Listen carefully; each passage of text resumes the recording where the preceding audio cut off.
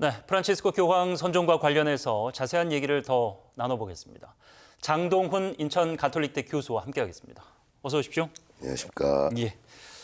자, 갑작스러운 선종 소식에 많이들 놀라셨을 것 같습니다. 먼저 천주교계 분위기부터 전해주시죠.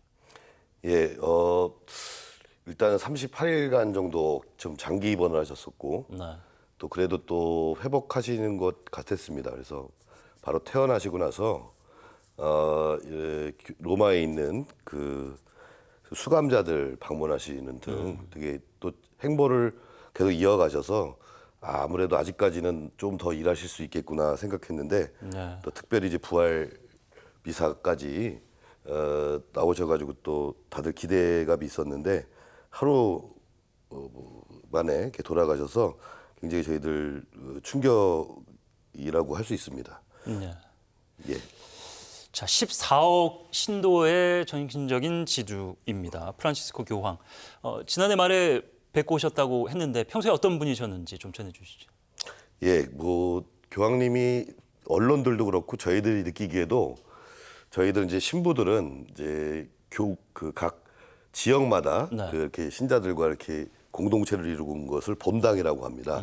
무슨 성당 이렇게 부르는데 예. 거기에 있는 사람을 이제 주임 신부라고 부릅니다. 그런데 세계라는 어떤 본당의 주임 신부와 같은 분이었다라고 평가를 합니다. 그러니까 과거에 베네딕토 16세 교황님은 굉장히 어떻게 보면 학식 높은 그리고 또 굉장히 예리하고 통찰력 있는 그런 학자적 교황님이었다면 지금 교황님의 특징은 굉장히 이렇게 소탈한 언어 그리고 또 사람들이 또 이게 자꾸 다가가려고 하는 모습 예.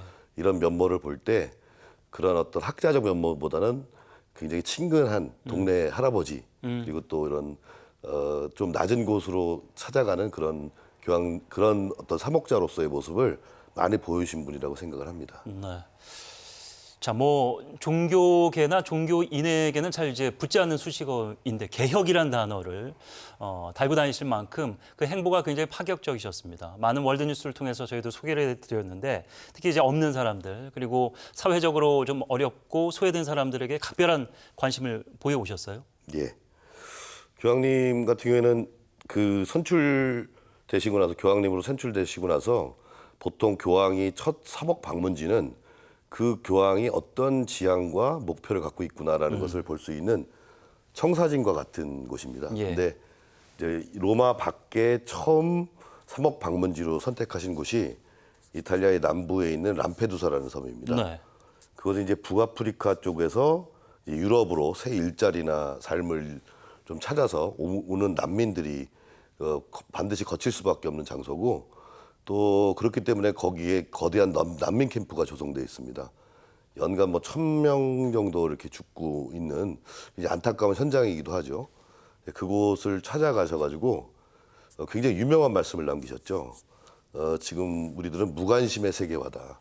그러니까 이 세계화라는 것이 굉장히 좋아 보이고 또 과거에 우리가 지구촌이라는 표현처럼 굉장히 좀 낭만적으로 들리지만 네. 실제로 지금 진행되고 있는 여러 가지 상황들을 보면은 사람들은 더 그 개인주의적이고 또 자기 이기주의 같은 상황들로 흘러가고 있고 또 그것이 개인적 차원만이 아니라 어떤 국가적 어떤 집단적 차원에서도 매우 이렇게 팽배해져 있다라는 것을 고발하면서 가난한 사람들 또 세뇌받은 사람들에 대한 관심을 호소하셨던 것 같습니다. 예. 결국에는 이제 부활절에 내놓으신 메시지 전쟁을 중단하고 평화를 이루자 마지막 유언과 같이 됐습니다. 전 세계 교황님이 남긴 메시지는 뭐라고 보십니까? 예, 교황님이 세계에 던진 것은 인간은 서로를 필요로 하는 존재다라는 것을 알려주신 분 같습니다. 네. 그러니까 공존은 사실상 어렵지 않다. 또 그리고 반드시 사람으로서 또 우리 또 세계인으로서 추구해야 되는 것이다라고 말씀하시는 것 같고 저희들한테 또 같은 차원에서 신앙적인 차원에서 자주 말씀하셨던 게 구원은 개인적 차원의 문제가 아니라 공동체적 차원의 사회적 차원의 문제다라고 말씀하셨습니다.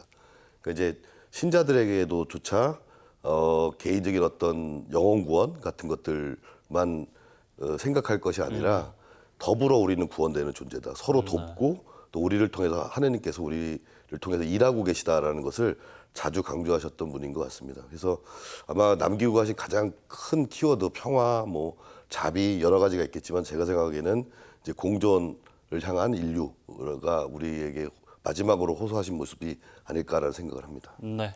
바티칸에서 입관식이 진행이 됐습니다. 유언 중에 하나가 일체에 장식하지 말고 성당 지하에 묻어달라 이런 말씀을 남기셨습니다. 장례 절차 앞으로 어떻게 진행됩니까? 예, 그 장식 없는 관을 써라라는 이야기는 사실 뭐 역대 교황님들 벌써 바오로 6세 교황님 때부터 이제 관례처럼 이어져 오던 것입니다. 네.